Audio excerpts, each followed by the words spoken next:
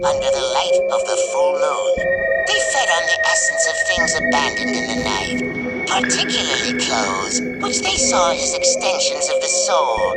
The EBA had not been active for many years, but the moment they sensed the unprotected clothes on Ngozi's family's line, they stirred, their glowing forms invisible to human eye. In the village of Akwu, nestled between the towering hills and the winding river Imo, life moved at a gentle pace. The villagers lived in harmony with the land, relying on the fertile soil to grow their crops and the river to provide them with fish. They lived by a set of ancient customs that had been passed down through generations. Some of these traditions seemed simple, even trivial, but the villagers knew they were not to be questioned. One such custom was the rule that no one was ever to leave their clothes hanging outside after sunset. It was a rule so ingrained in the village's culture that even the youngest child knew to gather their clothes before the sun dipped below the horizon. The elders would gather the children and tell them the story of how the custom had begun, passing on the lesson that had been learned the hard way. Among the village's many children was a girl named Ngozi. She was a lively and curious child, always running around barefoot, her hair tied in a messy knot, asking questions about everything she saw, while the older villagers followed the customs with strict discipline. Ngozi often found herself questioning why things were done a certain way. Her imagination was wild, and sometimes she couldn't resist the temptation to push the boundaries. One evening, as the sun began to set, Ngozi was playing by the river with her friends, chasing the small birds that darted near the water's edge. The air was cool, and the breeze rustled through the trees, signaling the approaching night. Back at her home, her mother, Adara, was busy inside preparing the evening meal, but she had left some clothes hanging on the line outside to dry. Ngozi's friends laughed and played near the river, but Ngozi noticed the sky turning darker by the minute. It was time to go home, but she was too busy chasing a butterfly to think about the clothes on the line. Her mother had told her countless times to bring in the clothes before nightfall, but Ngozi had always thought the warning was just a silly superstition. The stories the elders told seemed far-fetched to her, especially the ones about spirits and curses. As the last bit of sunlight disappeared behind the hills, Ngozi reluctantly said goodbye to her friends and ran home. When she arrived, her mother was already lighting the fire for dinner. Ngozi, go bring in the clothes, Adara called out. Ngozi hesitated, but then shrugged. I'll bring them in tomorrow. It's just clothes. Her mother's face grew stern. You must bring them in before sunset, or the spirits will claim them. It's not just about clothes, Ngozi. It's about the balance of things. Ngozi rolled her eyes but said nothing. She went inside to join her mother for dinner, her thoughts far from the clothes outside. That night, as the village slept, a cool breeze swept through Akwu, carrying with it a strange, unearthly chill. Unbeknownst to the villagers, a long-forgotten spirit had returned to the area under the light of the full moon. They fed on the essence of things abandoned in the night, particularly clothes, which they saw as extensions of the soul. The EBA had not been active for many years, but the moment they sensed the unprotected clothes on Ngozi's family's line, they stirred, their glowing forms, invisible to human eyes, slipped through the trees and hovered over the garments. To them, clothes were more than just fabric, they were vessels that held the essence of their owners. The EBA had learned long ago that if they could twist these garments, they could cause great mischief in the lives of those to whom the clothes belonged. As the night wore on, the EBA surrounded the clothes on the line, touching them with their cool, shimmering hands. They wrapped themselves around the fabric, weaving the essence of the village into the garments. The spirits were preparing to claim what they had found. Whether by misfortune or by choice. They had returned to claim their prize. The next morning, Ngozi woke to a beautiful sunny day, the scent of breakfast filling the air.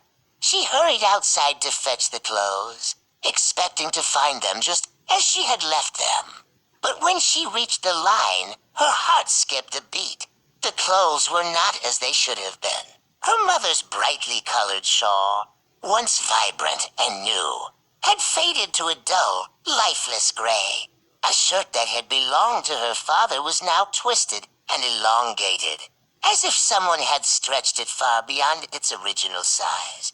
Even her own dress, which she had left out the night before, was changed. It was as if the fabric had taken on a life of its own. It shimmered, but not in a way that was beautiful. There was something wrong about the way it moved, as if the fabric were no longer hers. "Mother!" Ngozi cried out, running to Adara, who was in the kitchen. "Come look at this." Adara followed her daughter outside, her face pale when she saw the clothes. Her eyes narrowed in concern. "Ngozi, did you leave the clothes out after sunset?" Ngozi looked guilty but tried to brush it off. "I didn't think it mattered. It's just clothes." "No," Adara said quietly.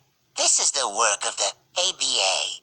The spirits feed on the essence of things left unprotected at night.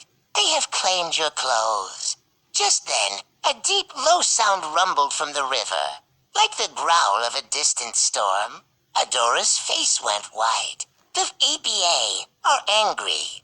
They have returned." As the day wore on, strange things began to happen in the village.